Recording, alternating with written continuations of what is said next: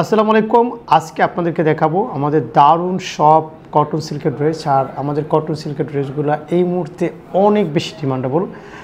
আপনারা পুরো ভিডিওতে দেখতে পাবেন আমাদের যতগুলো কটন সিল্ক আছে আমরা চেষ্টা করব প্রত্যেকটা প্রোডাক্টের ছবি এবং প্রত্যেকটা প্রোডাক্টের ভিডিও এবং প্রত্যেকটা প্রোডাক্টের যে একটা কম্বিনেশন সব কিছু দেখানোর জন্য। আপনারা যেটা করতে পারেন, এখান থেকে আপনারা প্রত্যেকটা প্রোডাক্ট দেখে স্ক্রিনশটটা দিতে পারেন, দিয়ে আমাদের স্ক্রিনে দেওয়া যে হোয়াটসঅ্যাপ নাম্বার আছে অথবা যে আমাদের যে ডিসক্রিপশন আছে সেখানে কিন্তু আমাদের প্রত্যেকটা হোয়াটসঅ্যাপ নাম্বার, ইমো নাম্বার, আমাদের প্রতিটা পেজ থেকে যদি আপনি দেখেন আমাদেরকে সরাসরি মেসেজ করার সুযোগ পাচ্ছেন। আপনি সরাসরি কল দিয়েও কিন্তু আমাদের কাছ থেকে আপনি প্রাইসটা জেনে নিতে পারছেন। বন্ধুরা, আজকে আমি আপনাদেরকে টোটাল কটন সিল্কগুলো দেখাতে থাকবো, সেই সাথে আপনাদের সাথে আমি একটা গল্প শেয়ার করব। আমার আজকের গল্পের নীল শাড়ির গল্প এবং স্বপ্ন বোনার দিন।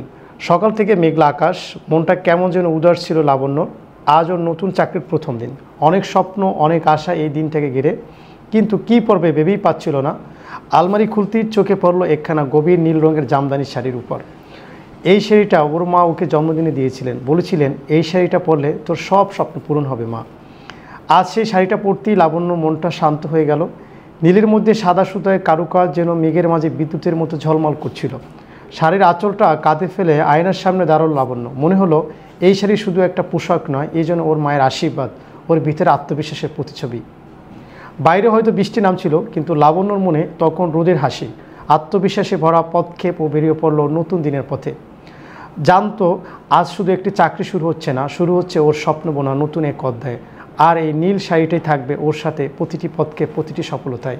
প্রতিটা নারীর এরকমই একটা গল্প থাকা জরুরি। এই গল্পটা কিন্তু আপনার তৈরি করে নিতে হবে, এবং আপনি যখন আপনার বিজনেসটা শুরু করবেন তখন কিন্তু নানান মানুষ নানান কথা বলবে আপনাকে ঘিরে, কিন্তু আপনি যদি আপনার আত্মবিশ্বাস নিয়ে সামনে এগিয়ে যান, আপনি যদি আপনার গন্তব্যে আপনি পৌঁছতে চান, তাহলে আপনাকে এই যে কথাগুলো পিছিয়ে লোকে কিছু বলে এটা কিন্তু ইগনোর করতে হবে এবং আপনাকে সামনের দিকে আগিয়ে নিতে হবে।